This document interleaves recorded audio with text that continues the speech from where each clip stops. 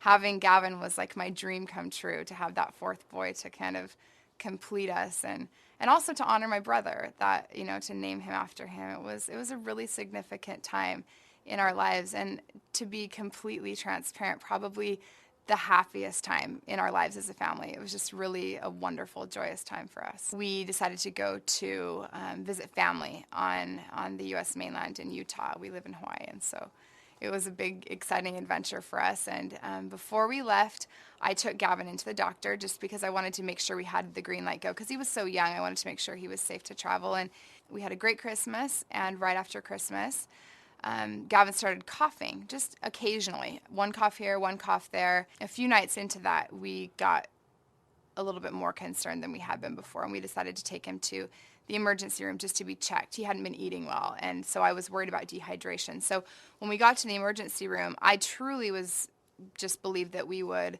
give him some fluids maybe, and that they would send him home. But when they decided to admit him, I was very surprised. They told us to expect to be there through the weekend. So we spent a few days there, and there really was no change in his condition. In fact, he seemed to be getting a little bit worse. It was just a few days after that he still was not improving, and they transferred him down to the Pediatric Intensive Care Unit, or the PICU. They had gotten a positive test result, which indicated pertussis.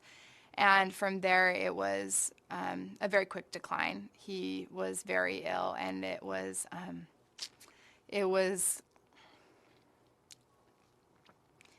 fast, and it was terrible. We watched him die from pertussis. We sang to him, and we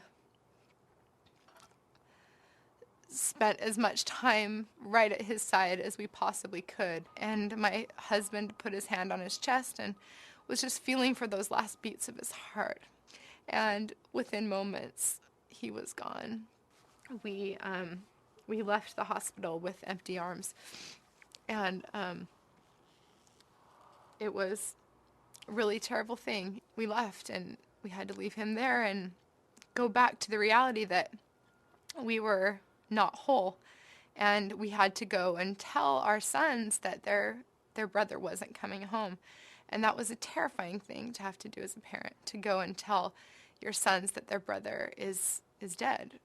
And it was a tremendously difficult time for our family, and continues to be.